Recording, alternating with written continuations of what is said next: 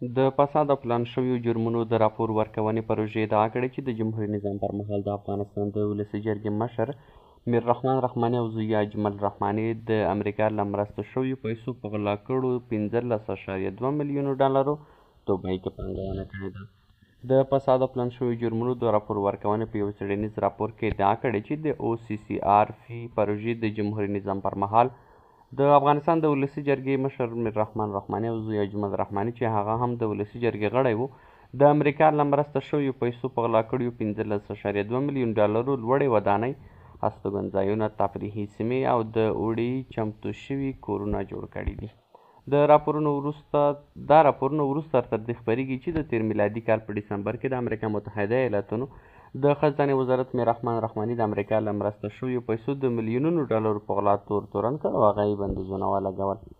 هغه مهال میر رحمان رحماني او زوی اجمل رحماني په دې اړه غبرګون وښود او ادعا یې رد کړه، خو رحمانیو تر اوسه د دې راپور په اړه غبرګون نه دی ښودلی.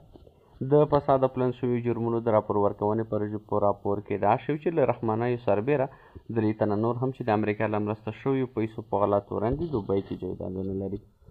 که څه هم د امریکا متحده ایالاتونو پر رحمانیانو بندیزونه ولګول، خو دا معلومات یې ورنه کړل چې غلا کړې پیسې چېرته مصرف کړي دي.